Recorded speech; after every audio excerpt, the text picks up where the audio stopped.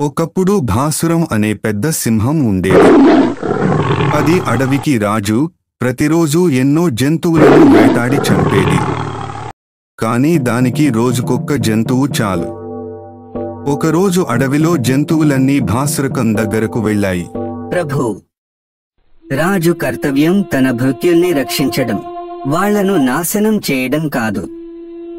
మీరు అనవసరంగా ఎన్నో జంతువులను చంపుతున్నారు. మీరు మీ గుహలోనే ఉంటే మేము మీకు ఆహారంగా రోజూ ఒక జంతువును పంపుతాం. మీరు దాన్ని చంపి తినవచ్చు అన్నాయి.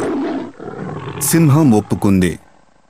కొంతకాలం ఈ ఏర్పాటు ప్రకారమే జరిగింది. ఒకరోజు ఒక కుందేలు వంతు వచ్చింది. అది సింహం గుహ వైపు మెల్లగా నడవడం ప్రారంభించింది. తోవలో పెద్ద బావి కనిపించింది. కుతూహలంతో ఆ బావిలోకి తొంగి చూసింది. తన ప్రతిబింబం కనిపించింది.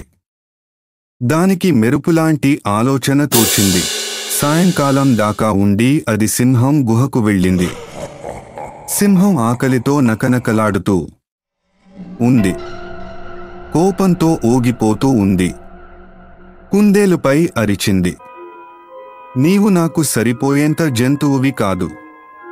పైగా ఇంత ఆలస్యం చేశావు. నిన్ను, జంతువులన్నిటినీ కూడా చంపుతాను. కుందేలు చెప్పింది. మహారాజా, నా మీద కోపగించకండి. జంతువులకు తెలుసు మేం చాలా చిన్న జంతువులమని. అందుకే నాతో పాటు మరో ముగ్గురిని పంపాయి. తోవలో మరో సింహం ఎదురైంది. తను మీకంటే పెద్దదానని, బలమైన దానని చెప్పింది. తనే అడవికి నిజమైన రాజునని చెప్పింది. నాతో వచ్చిన 3 కుందేళ్లను చంపి తిన్నది.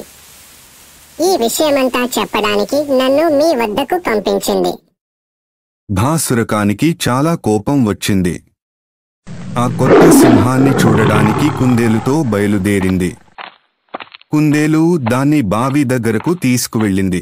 సింహం నీళ్లలో తన నీడను చూసుకుంది. బావిలో మరొక సింహం ఉన్నట్లు భ్రమించింది. భయంకరంగా గర్జిస్తూ బావిలో దూకింది. దాంతో భాసురకం పని పూర్తయింది. కుందేలు సంతోషంగా ఈ వార్తను జంతువులన్నిటికీ చెప్పింది. అన్నీ కలిసి క్రూర సింహం పీడ విరగడైనందుకు పండగ చేసుకున్నాయి.